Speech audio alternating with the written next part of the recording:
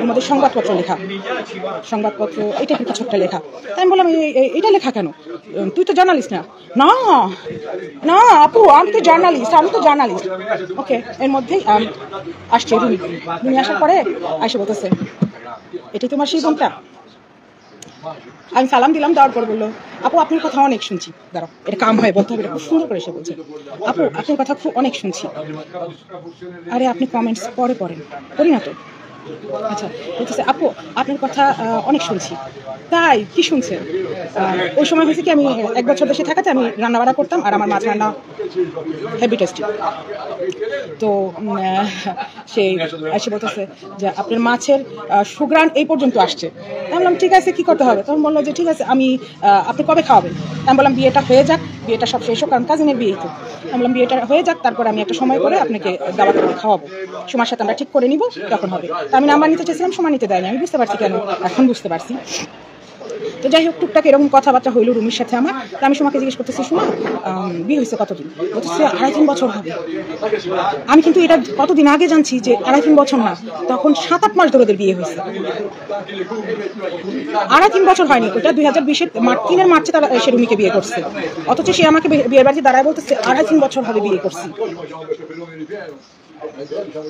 ওকে, আমি বললাম ওইভাবে দাঁড়ানো তো শাড়ি পরা। আমি ওর হাতের মধ্যে হাত দিয়ে বললাম বাচ্চা কাচ্চা নিয়ে না, জামাই ভালো, দেখতে ভালো, যত দূর শুনছি সব ভালো, বাচ্চা কাচ্চা নিয়ে না। বলতেছে আল্লাহ আল্লাহ, আমি বাচ্চা কাচ্চা নিলে ওদের অফিস দেখবে কে, ওদের ব্যবসা দেখবে কে? আমার শ্বশুর তো আমাকে ছাড়া অফিসেই যায় না, আমি ছাড়া তো ওদের ব্যবসা ঠপ হয়ে যাবে। আমি এমন একটা হাসি দেওয়া শুরু করছি, আমি যদি কোনো সময় এইভাবে হাসি আপনি দেখবেন, মানে আমি যখন হাসি ভিতর থেকে আসে, লম্বা একটা জোরে হাসি আসে, আমি এমন হাসি হাসি, সে সাথে সাথে অপমানিত বোধ হয়েছে। আর তাকে বললাম তুই কাগজপত্র বুঝিস?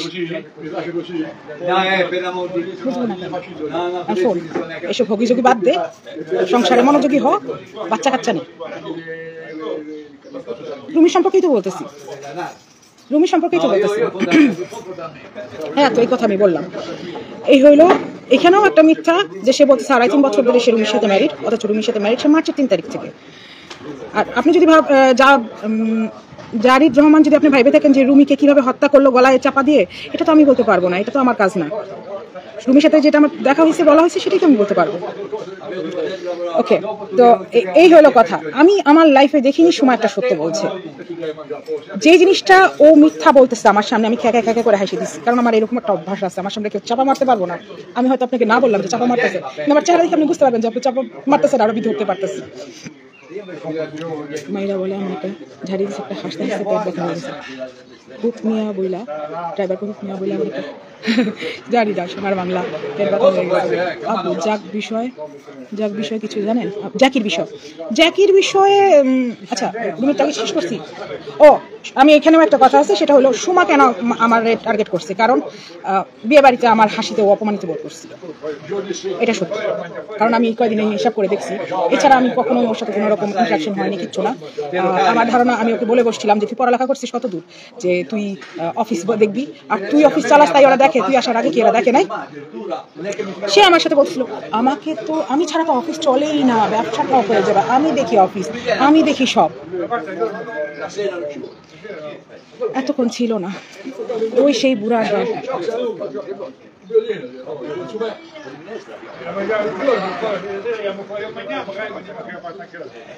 রুমি যে ছিল মাদকাসক্তটা আমিও শুনছি, পরে শুনছি।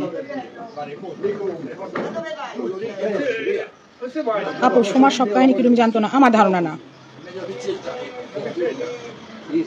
সমস্যা নাই, সিলেক্ট করে ফেলাম।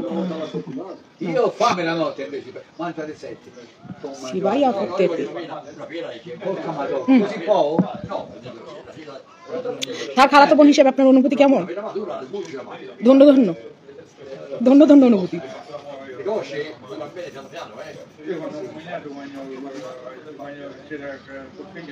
আপু বিয়ের একটা ভিডিওতে দেখলাম ওর গলা আবার ভালো, কারণ 2 বিয়ে।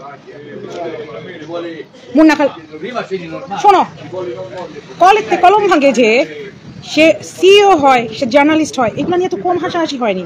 ও যে বলে যে ওর খানদানে আমি বিতাড়িত, ও কি ওই খানদানে ঢুকতে পারে? ও কি ওই খানদানে ঢুকতে পারে? আজাইরা একটা চাপা ছাড়লেই হইলো আর কি।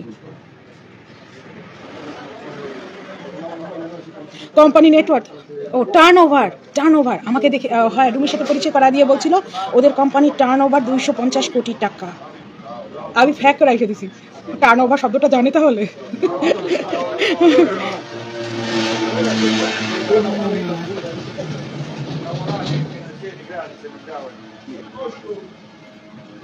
সোমার জন্য আপনাদের সাথে কি মানুষ মিশতে চায়? কারণ ওরা আমরা মানে আমি তো অ্যাকচুয়ালি এক অর্থে কথাটা এইরকম যে আমি তো অনেকদিন ধরে বাইরে, আর আমি নিজেই দেশে যাই না। দেশে গেলে 5 দিন 6 দিন, যেদিন বেশি ছিলাম সেদিন হলো 13 দিন, আর কোভিডের মধ্যে আটকা ছিলাম। এই ওর মা সম্পর্কে কিছু বলবেন? যেমন গাছ তেমন ফল, নর্মাল। কিছুক্ষণ আগে ওর একটা লাইফ পেজে আমাকে পাঠাইছিল, আমি হাইটে আসতে আসতে দেখলাম, কারণ এই জায়গাটা আমার বাড়ি থেকে 2 কিলোমিটার দূরে। সে কোথায় বলতেছে যে এই টাইপের একটা কথা বললো। মুন্না খান কমেন্ট করে ডিলিট করে দিল। যা মুন্না ভাই,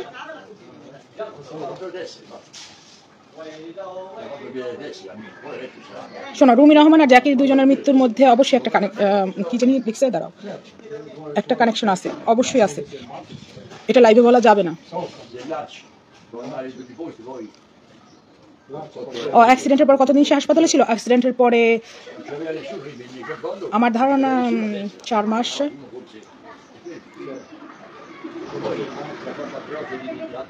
মুন্না ভাই যদি আপনি দেখেন, শুনেন, আপনি আমার লাইফটার প্রথম দিকটা দেখে নিয়ে, তোমার পোড়া দেখে কে পালায় গেছিল, আপনারা কেন পালান নাই? এসব চাপাবাতি কথা লাইভেও বলতো রুমিজ বেঁচে থাকতো, উনি নাকি সব ব্যবসা দেখতো অফিসে। হ্যাঁ, আমাকে এটাই বলছে, আর আমি তো খেকে খেকে হাসছি। কোথায় হাসছি? বিয়ে বাড়ির আমাদের সম্পূর্ণ আত্মীয়, আমাদের পুরো ফ্যামিলি এখানে, টোটাল ফ্যামিলি যেখানে, সেখানে আমি ওর এই কথার উপর হেসে দিছি। ও কিন্তু কম অপমানিত হয়নি ব্যাপারটায়, কিন্তু আমি হাসিটা আটকাইতে পারিনি। কারণ একটা ক্লাস 5 পড়া মেয়ে যে ক লিখতে কলম ভাঙে, সে বলে যে ওরে ছাড়া এই কোম্পানি চলে না, ও শ্বশুর আব্বা ওকে ছাড়া অফিসে যায় না।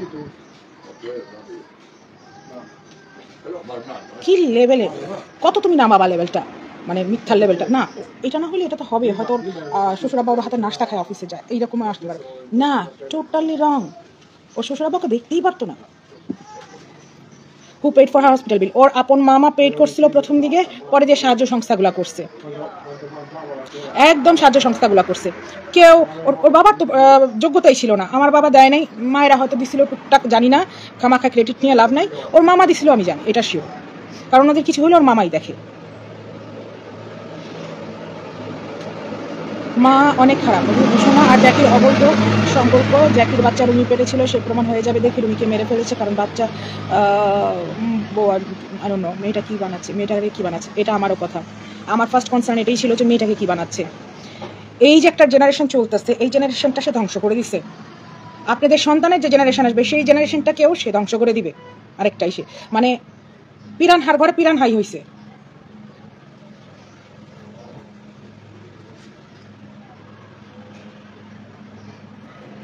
মুন্না খান 20-30 লাখ টাকা বসার পিছনে খরচা করছে, অথচ 200-300 টাকা খরচ করে একটা মাউথ ফ্রেশনার কিনে দেয়নি, মুখে দরকার হতো না। হ্যাঁ, কত টাকা লাগে একটা চুইংগাম কিনতে, তাও কিনে দিলে পারছিল।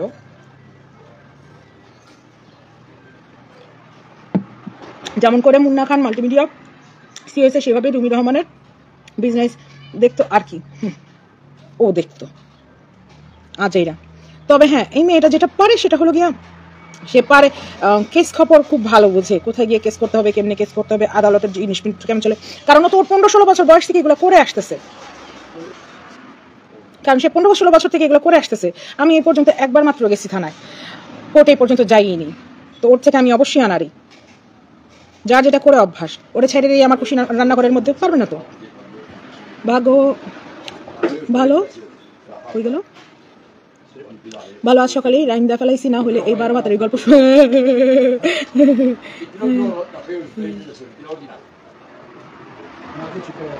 আপু, আপনি সত্যের পথে আসছেন, সত্যকে খুঁজে বের করতে।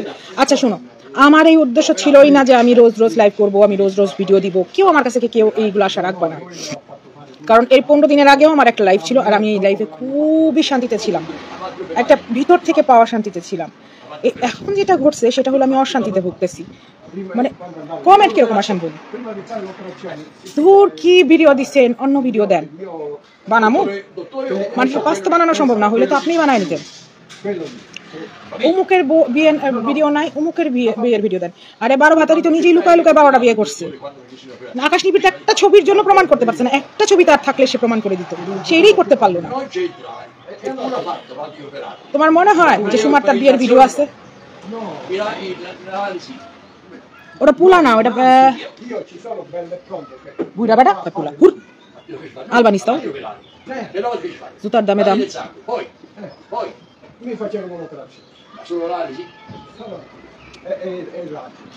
কি কমেন্ট করবো মাথায় ধরে না, আপনি বলেন আমরা শুনি, আমার মনে ভাবি বিষ কোথায় পাওয়া যায়। এই রেড কিলিং সেকশনে পাইতে পারেন, রেড কিলিং বিষ নেন, হয়ে যাবে কাজ, একটু ওভারডোজ দিয়ে নেন।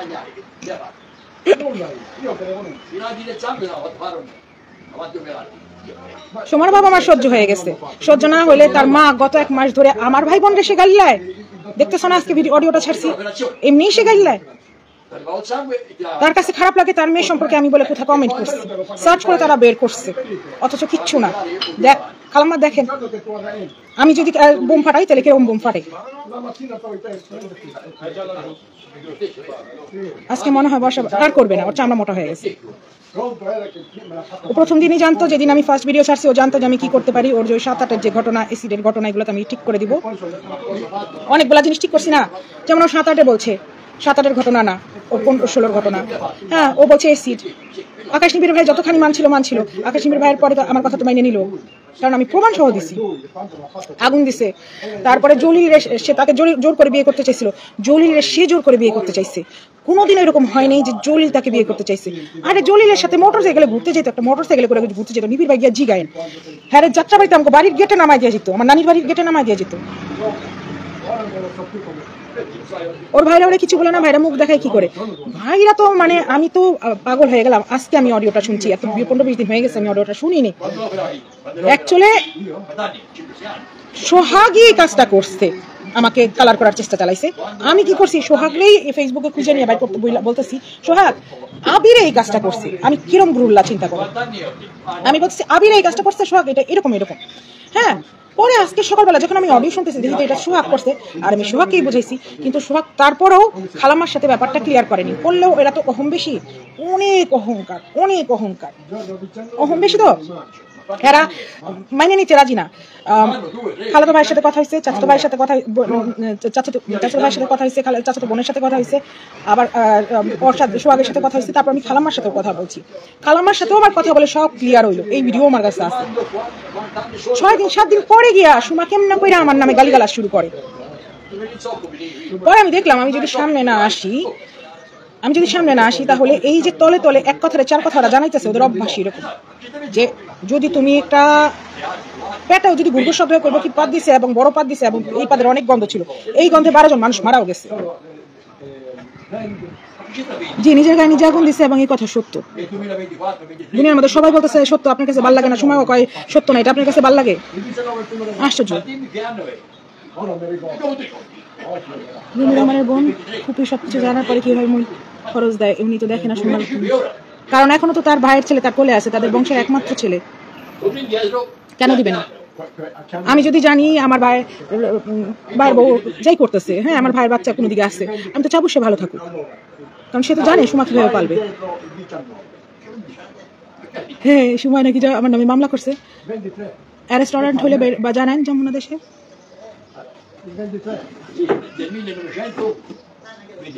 আমি জানি না। তোমার 5 কোটি কিচেন কি কিনি, 5 কাঠা জায়গা জমি কি আছে জানি না, কারো সম্পদের হিসাব আমার কাছে নাই। না, আমাদের কারো জামাই নিয়ে কে কখনো টান মারেনি, এটা হয়নি কখনো।